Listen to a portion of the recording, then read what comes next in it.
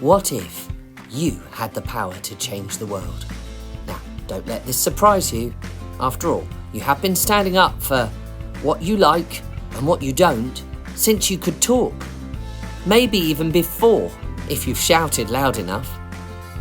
You've been saying no to haircuts, vitamins, long car trips, and yes, to ice cream or puppies or cool trainers for pretty much your whole life. In fact, you're excellent at it. So what if you use those same skills that you've honed and defined to change our world? That's it, changing the world.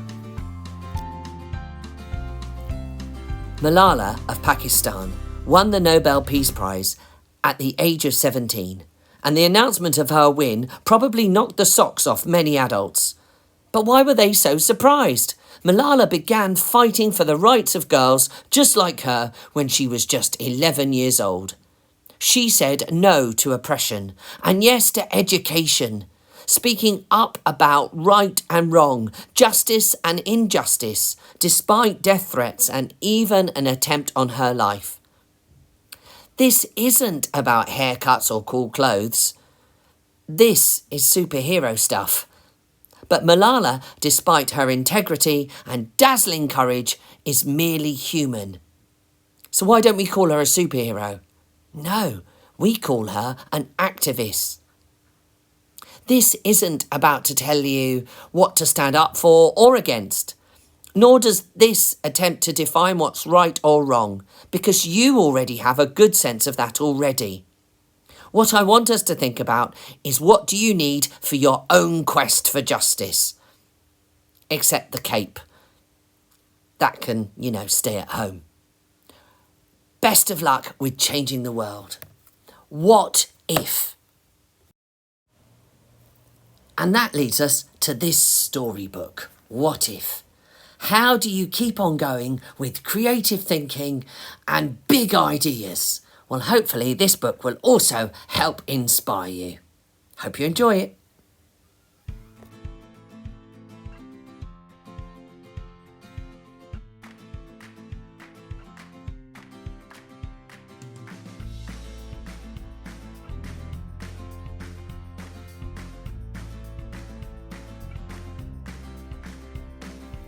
With a pencil and paper, I write and draw art to create many stories that come from my heart.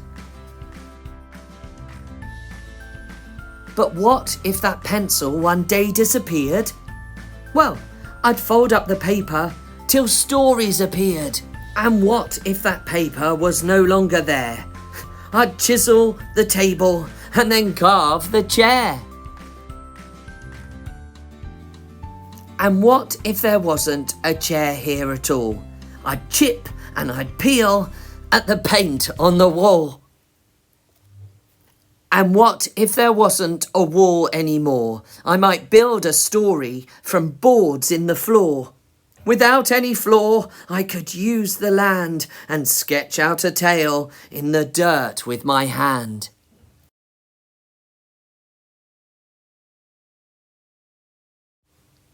I could still shape the leaves. I could still sculpt the snow. I could still plant the flowers and make kingdoms grow. Without any land, I would still use the light. Invent shadow stories the sun would ignite. If there was no light, I would still use my voice to sing out my stories, to chant and rejoice.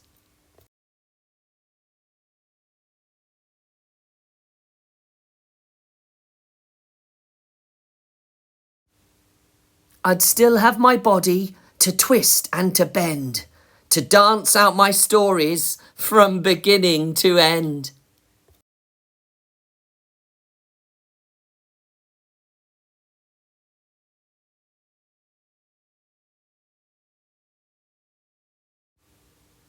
If I had nothing, but still had my mind.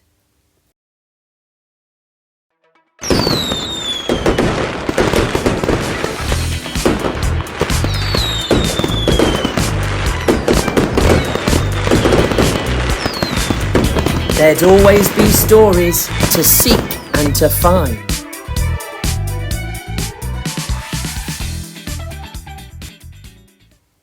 If I know nothing but one bit of fate,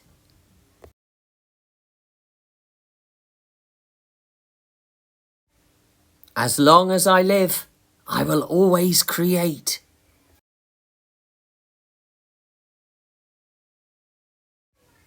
As long as I live,